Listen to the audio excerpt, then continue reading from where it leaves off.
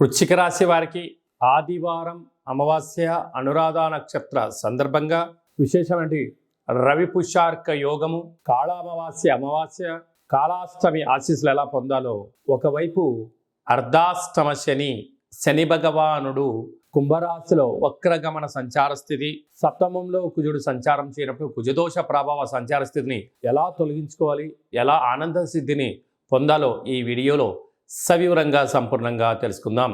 వృశ్చిక రాశిలో ఏ నక్షత్రాలు వస్తాయనగా, విశాఖ నక్షత్రంలోని చివరి పదం 4వ పాదము, అనురాధ నక్షత్రంలో 4 పాదాలు, జ్యేష్ఠ నక్షత్రంలో 4 పాదాలు కలిపితే వృశ్చిక రాశి. చాలా మందికి పుట్టినటువంటి కాల సమయంలో డేటా ఆఫ్ బర్త్లో లేనటువంటి కారణం వలన పేరు యొక్క మొదటి అక్షరాన్ని అనుసరిస్తూ రాశిని తెలుసుకునే ప్రయత్నం చేద్దాం. తో, నా, నీ, ను, నే, నో, యా, ఈ, యు అక్షరాల వారందరూ వృశ్చిక రాశి జాతకులే. వృశ్చిక రాశి యొక్క అధిపతి కుజుడు. ఈ కుజుడు సప్తమంలో వృషభ రాశిలో సంచారం చేయడము కుజదోషంగా భావించడము, పరిస్థితుల ప్రభావంతో కొద్దిపాటి వెనక్కి ముందుగా అయ్యే పరిస్థితి ఉంటుందని చెప్పి గమనించగలగాలి. అలాగనే ఈ ఆదివారం అమావాస్య అనగానే సాధనకు మంచి కాలం.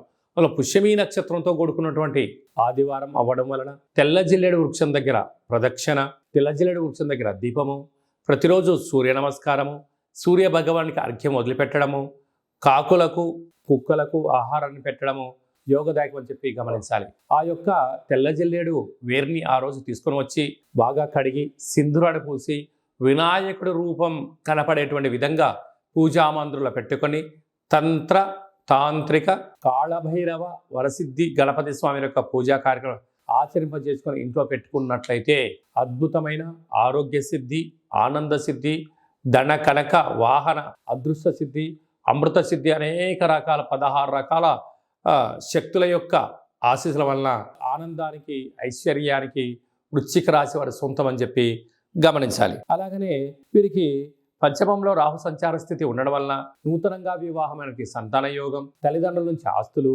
పిల్లలకు మంచి అభివృద్ధి కలుగుతుందని చెప్పి గమనించాలి. సప్తమంలో కుజుడు గురు దోషం ఉండడం వలన రుణ రోగ శత్రు సమస్యలు పంచి ఉన్నాయి. మీ యొక్క జన్మ నక్షత్రం రోజున అష్టమి అమావాస్య తిథుల యందున దూర వాయు జల ప్రయాణాలు పెట్టుకోవద్దు. యంత్రాలతో ఆయుధాలతో దయచేసి సెలగాటం ఆడవద్దు. కనుక మీ జన్మ నక్షత్రానికితో కూడుకున్నటువంటి రోజైనటువంటి రోజున కానీ వీలైనంత వరకు బంధువులతో కానీ, మిత్రులతో కానీ, సన్నిహితులతో కానీ అపహాస్యము పనికిరాదు అని చెప్పి గమనించాలి.